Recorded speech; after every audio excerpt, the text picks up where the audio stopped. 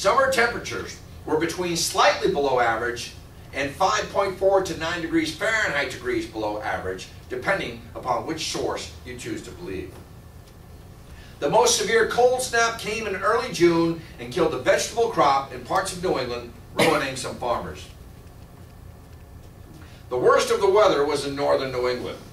But conditions during the summer were also summer-like at times. For example, a late June heat wave saw temperatures top 90 degrees Fahrenheit between the 22nd and 24th of June, and temperatures were near normal for much of the first two-thirds of August. It should also be pointed out that since 1816, it has been just as cold or even colder in each of the summer months, but never in consecutive months. The most notorious part of the infamous summer of 16 was the cold snap in early June. June began promising enough, and on the 5th, temperatures in New England climbed into the 88 to 91 degrees range. For example, Salem reached 90 degrees Fahrenheit. However, during the afternoon of the 5th, thundery showers broke out over New England, and later in the day, a cold front swept across the region, dragging cold air down from Canada in its wake. The next day, June 6th, was much colder. Some places were as much as 49 degrees Fahrenheit colder than the day before, and in parts of Vermont and Boston, temperatures reached little more than 45 degrees Fahrenheit. Conditions turned colder during the next 2 or 3 days, and precipitation that fell became increasingly wintry in nature. On the 7th of June, snow fell over the northern highlands of New England. Snow flurries fell in parts of Connecticut and Massachusetts. It snowed in Salem, and away from the coast. Snow as far south as Abington, Mass. Snow flurries were reported on Boston Common on June 7th, 1816. On that day, the ground was, quote, white with snow in Newton, Mass. And in Waltham, here, the temperature dropped to 35 degrees. Near Danville, Vermont, snowdrifts just over 34 inches high, 3 feet, were reported. Contemporary reports spoke of prolonged falls of snow, snow settling in line for a couple of days. However, by June 10th and 11th, the conditions began to improve, although mornings were still frosty. By the 12th of June, 1816, temperatures were rather more normal, and in the 36 degree to 49 degree range, and there they stayed until the 22nd to the 24th, when something of a heat wave developed. During these 3 days, temperatures around New England widely topped 90 degrees Fahrenheit. On the 23rd of June, a high of 99 degrees was recorded right here in Waltham, Massachusetts. Whilst on the 24th of June, Salem also reached 99 degrees. The Boston area reached the high 90s during this time. July 1816 was notable for a lack of warm nights, which, it turns out, are necessary in allowing corn to grow and ripen. Some of the coldest nights were on the 8th and 9th of July, when a light ground frost affected some areas, such as the upper Connecticut River Valley, and at Middlebury, Windsor, and Williamstown in Vermont. It was 44 degrees at sunrise in Waltham, Massachusetts on July 8, 1816. July 1816 was also a very dry month, and drought began to affect the harvest in some parts of New England. Moving into August, temperatures were normal for the first 2/3 of the month and peaked in the low 90s on the 18th and 19th of August, whilst conditions remained very dry. The passage of an active cold front on the 20th of August led to a cooling down and a couple of spells of frosty nights during the last third of the month, which wiped out crops in some northern parts of New England. Contemporary reports mention snow-covered mountains in August, and the dry, cool conditions of late August persisted through September, which ended with a series of crop-killing frosts. Farmers dressed in their fields as if it were late December. Animals seemed to move about in a confused lethargy. So, as we wrap it up here, the combined influences of the sun's changes in magnetism, sunspots, a major volcanic eruption, ash clouds and sulfur aerosols spewed by the volcano were widespread, chilling the climate of the northern hemisphere by blocking sunlight with gases and particles, and possibly even the wobbling of the sun's position, were responsible for famine, drought, and destructive snows and rains in the northern hemisphere in 1816 and 1817.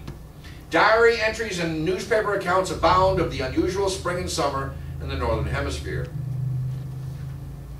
In Franconia, New Hampshire, 88-year-old physician and meteorologist Edward Holyoke kept a detailed diary, and he wrote on June 7th, quote, "Exceedingly cold, the ground's frozen hard, and squalls of snow throughout the day, icicles 12 inches long in the shade at noonday. Sleet fell in the Northeastern United States, and snowdrifts remained 2 feet deep in late spring.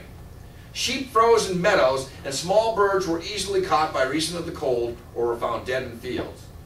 Massachusetts physician William Bentley wrote in Waltham, Massachusetts on June 12, 1816, quote, "In few seasons have we heard more bitter complaints against cold weather than since June has come in." And there was frost in Waltham on July 8th. Others recorded killer droughts and a strange tepid dryness wafting on northwest winds. So, a vivid impression of that summer in the Northeast appeared in verse. "The trees were all leafless, the mountains were brown, the face of the country was scathed with a frown, and bleak were the hills, and the foliage sere, as had never been seen at that time of the year." A certain degree of normalcy returned for part of the summer in some coastal areas. The weather was bland and agreeable, if humid. Spurting vegetable growth could fool anyone. Even astute, long-time weather observers like Holyoke described June 17th to August 17th as uniformly fine. He wrote in a confident hand that the crop outlook was better than could have been anticipated. But then the cold struck again, and on August 21st, Holyoke wrote in a tenser hand, recording the frosts and snows that killed off the meager bean and corn crop. The difference between August 17th and 21st was like summer compared with winter, he said. The fields were as empty and as white as October. The frost impacted areas from southern Canada to North Carolina. Cold struck again on the 11th of September. And in an age characterized by backbreaking labor, the poverty year, as it was called by some, was a harrowing ordeal. Even Jefferson, from his Monticello home in Virginia, recorded the severe weather of 1816 in his diary.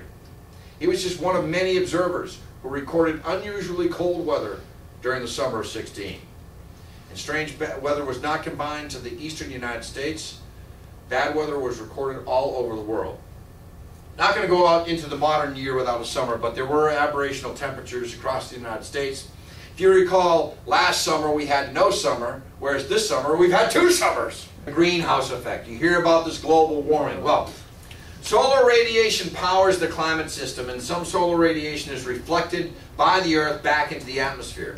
About half of the solar radiation is absorbed by the Earth's surface and warms it. Infrared radiation is then emitted from the sun's surface. So the greenhouse effect is that some of the infrared radiation passes through the atmosphere, but most is absorbed and re-emitted in all directions by greenhouse gas molecules and clouds. The effect of this is to warm the Earth's surface and the lower atmosphere. What if air pollution becomes so bad that sunlight can't even penetrate our atmosphere? So I'm not talking about getting through and not getting back out. I'm talking about it doesn't even get in. Which leads to Horrigan's third gonzo axiom. Sunlight reaching the Earth is gradually diminishing due to pollution particles aloft. A study of sunlight was underway in the United States when the 9/11 attacks took place on September 11, 2001. With air traffic grounded, scientists noticed a 20% increase in sunlight and water evaporation rates during those 3 days of clear skies without air traffic. This phenomenon is known as global dimming. So, air pollution will or may one day block out the sun and quickly bring on a deadly cooling period causing starvation and disease. Will this phenomenon be exacerbated when people begin burning items in their fireplaces to stay warm? Is it a self-fulfilling prophecy? If we stop artificially induced climate change by reducing air pollution and our own individual carbon footprints, we can halt global dimming, which will prevent global cooling. Otherwise, we may face famine, disease, and starvation in the decades without a summer. Thank you very much.